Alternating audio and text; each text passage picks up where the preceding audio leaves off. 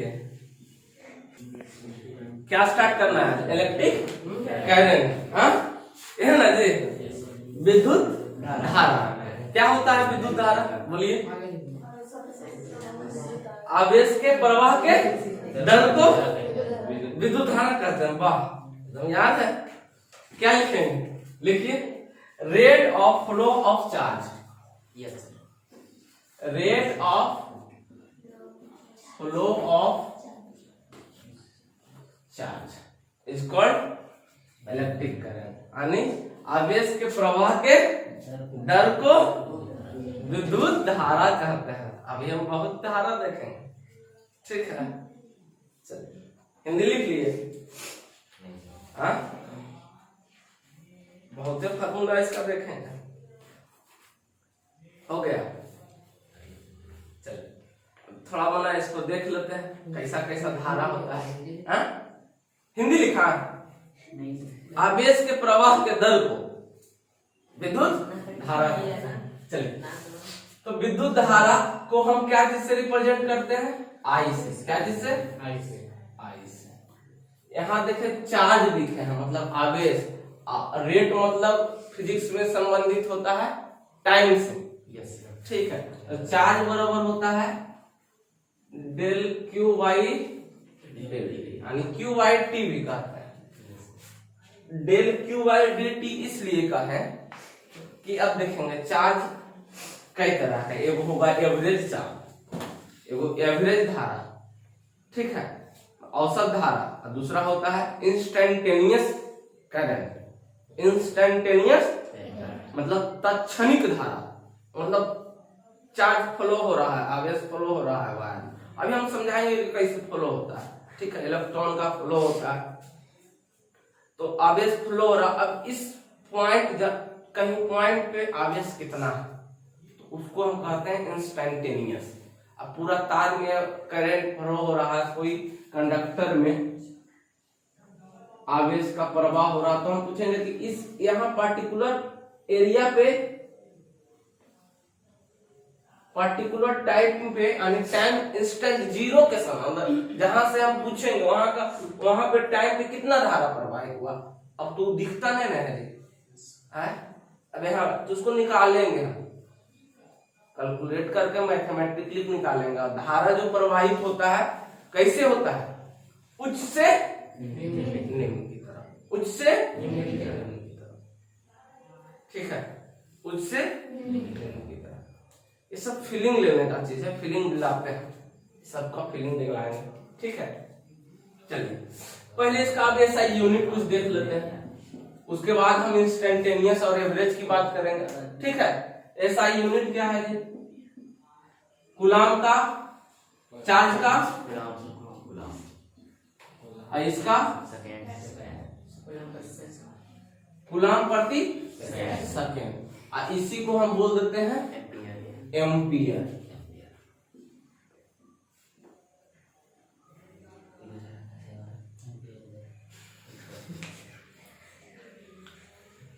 इसी को हम एम्पियर बोल देते हैं, कोई दिक्कत? हाँ, इसी को हम एम्पियर बोलते हैं। ऐसा यूनिट क्या हो गया, एम्पियर। एम्पियर काफी इंपॉर्टेंट है, क्यों कि फंडामेंटल यूनिट में आता है। सातवां जो फंडामेंटल यूनिट था जिसमें एगो विद्युत धारा का एम्पियर भी है, एक फंडामेंटल, मतलब इससे डिराइव यूनिट बहुत सा प्राप्त होगा। मूल मात्रक से तो व्युत्पन्न मात्रक इससे प्राप्त होगा। चलिए, ये चीज तो हम यूनिट का। अब थोड़ा सा कैसा राशि है, कैसा क्वांटिटी है, फिजिकल क्वांटिटी में देख लेते हैं। वेक्टर क्वांटिटी है कि स्केलर क्वांटिटी है। तो विद्युत धारा कैसा क्वांटिटी है, इसमें देखिएगा, आपको हम बता देते हैं नॉलेज के लिए थोड़ा सा। इसका डायरेक्शन भी है, और जब यहाँ करंट फ्लो होगा तो उसका मैग्नीट्यूड भी हमको मिलेगा। नहीं पता है तो करंट फ्लो करा के आपको हटा के देखते हैं मैग्नीट्यूड मिलता है कि नहीं।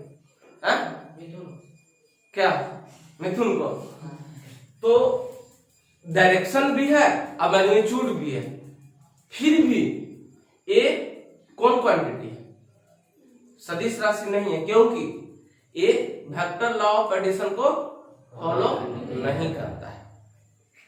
जैसे अब यहां से इसके बीच का कोण हम कुछ ले लिए 45 डिग्री। इधर से 3 एम्पियर धारा प्रवाहित हो रहा है और इधर से 2 एम्पियर, तो ये टोटल इस पे कितना एम्पियर आ जाता है?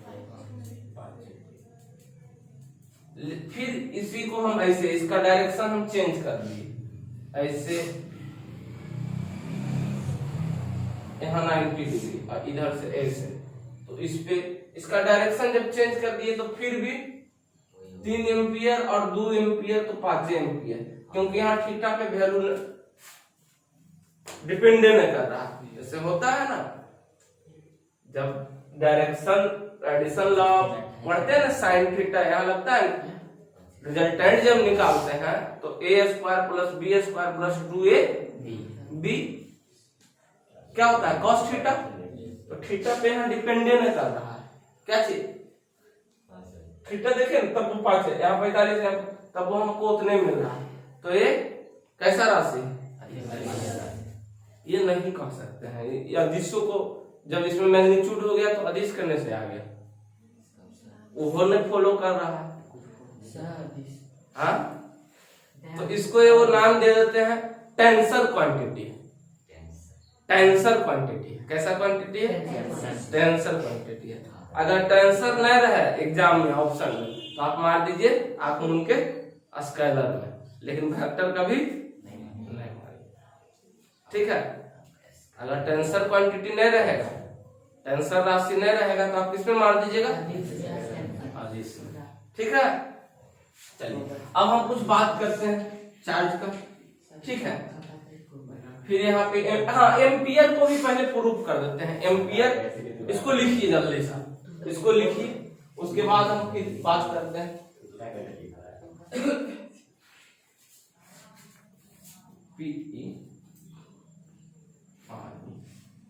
अच्छा, जब यहाँ पे हम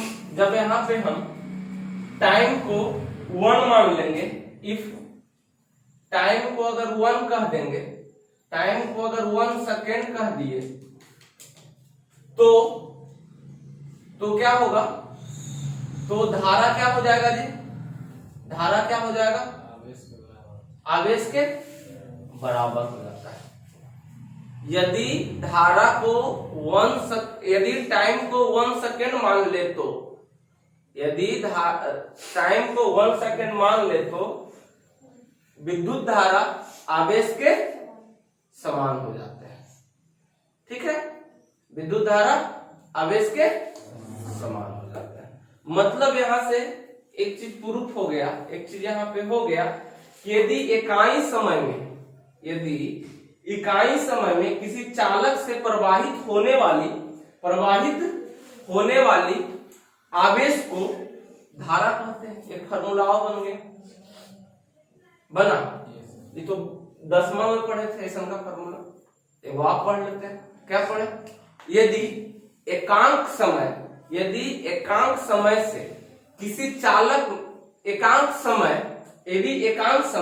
किसी चालक में प्रवाहित कराने पर किसके बराबर होती है?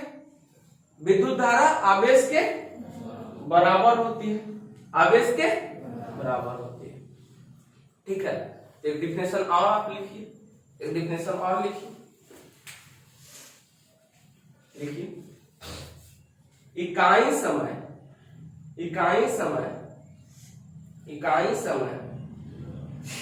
किसी चालक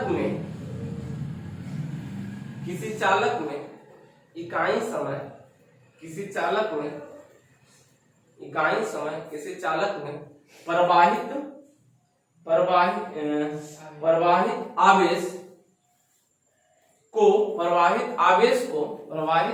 आवेश को धारा कहते हैं।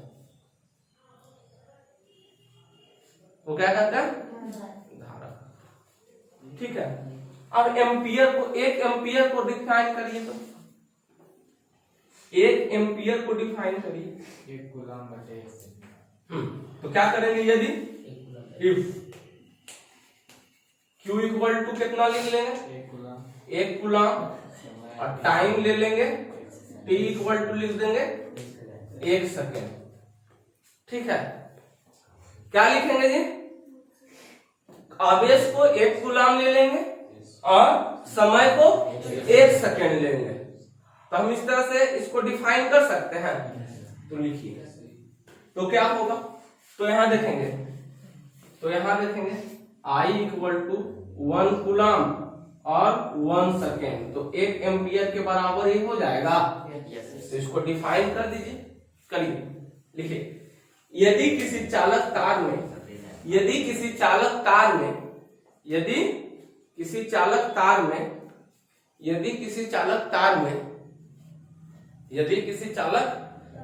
में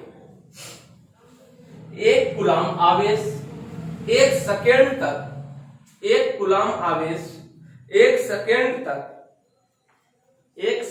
तक प्रवाहित किया जाए तो प्रवाहित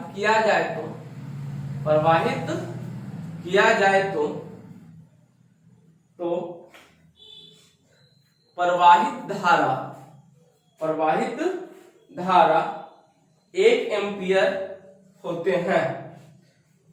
1 एम्पियर कहलाते हैं या होते हैं, जो लिखिए, क्या समझे? प्रवाहित धारा, यदि किसी चालक से 1 कूलाम 1 सेकेंड तक प्रवाहित करेंगे, 1 कूलाम आवेश को 1 सेकेंड तक प्रवाहित करेंगे, तो प्रवाहित धारा क्या होगा? 1 एम्पियर के बराबर होगा या 1 एम्पियर होगा। कोई दिक्कत वाली बात नहीं। अब यहाँ पे कुछ बात देखते हैं। अब इंस्टेंटेनियस क्या देखते हैं?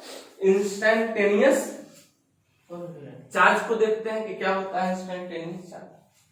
ठीक है, कोई दिक्कत? मिटा दे।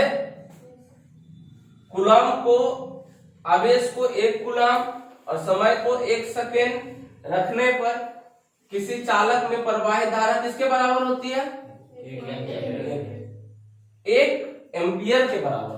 किसके बराबर होती है? 1 एम्पियर के बराबर होती है। तो 1 एम्पियर को भी डिफाइन कर दी। चलो अब देखते हैं आगे पढ़िए। आई क्या बोले? इंस्टेंटेनियस मतलब तात्क्षणिक आवेश। अब क्या होगा? तात्क्षणिक आवेश मतलब कि किसी चालक से धारा प्रवाहित कर रहा है, इलेक्ट्रॉन फ्लो कर रहा है, फ्लो ऑफ चार्ज। तो किसी पार्टिकुलर पॉइंट पे, किसी पार्टिकुलर एरिया पे क्रॉस सेक्शनल पे इस चालक से कितना आवेश का प्रवाहित होगा, कितना धारा का प्रवाहित होगा, उसी को तो हम क्या बोलेंगे? उसी को इंस्टेंटेनियस। यानी t0 टाइम पे कहीं t जहां से पूछे, सपोज दैट t0 2 सेकेंड में पूछे, यानी यहां से चला है 2 सेकेंड के बाद यहाँ पे धारा क्या है? 2 सेकेंड पे 1 सेकेंड पे पूछा, यानी t0 के बराबर। और यहाँ से पूछेंगे, यहाँ से चल रहा यहाँ 0 के बराबर। अब फिजिक्स में 0 के बराबर को हम dt मानते हैं, dt बोलते हैं। तो हम टाइम को dt रखेंगे तो मेरा आवेश भी क्या हो जाएगा? dq हो जाएगा। dq हो जाएगा। मतलब यहाँ से चार्ज फ्लो हो रहा है किसी कंडक्टर से, तो किसी पार्टिकुलर एरिया पे यहाँ से कितना चार्ज फ्लो होगा, यहाँ से कितना धारा प्रवाहित किया, उसी को हम बोलेंगे इंस्टेंटेनियस करंट। ठीक है, कोई दिक्कत वाली बात नहीं। अब देखते हैं एवरेज। अब पूरा में यहाँ अब एवरेज, अब पहले एक एग्जांपल से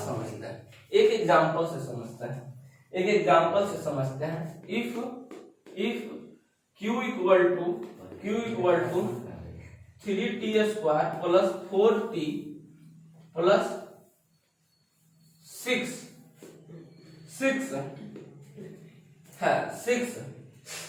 तो क्या चीज? तो फाइंड इंस्टेंटेनियस करंट